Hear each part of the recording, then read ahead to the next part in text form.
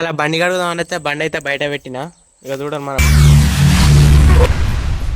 ఏమిటండి మీరు మాట్లాడేది? ఫ్రెండ్స్, నాకైతే జ్వరం వచ్చింది. ఇక జ్వరం వచ్చిందని అయితే బావి కాడికి వచ్చిన. ఇక బావి కాడికి వచ్చి అయితే కాసేపు టైం పాస్ చేసిన. ఇక ఫోన్లో చూసిన. ఇక చూసారికి అయితే బండి అనిపించింది కాబట్టి అయితే వచ్చావా? ఇక బండి అయితే బయట పెట్టిన. ఇక బయట పెట్టి అయితే అడుగుదాం. ఇప్పుడు అలాగే ఉంటుందా?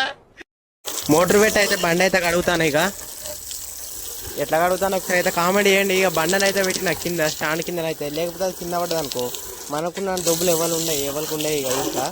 అందుకే అయితే ఇక స్టాండ్ కింద బండ వేసి అయితే కడుగుతానా. కింద నవ్వు ఆపుకుంటున్నావు కదరా.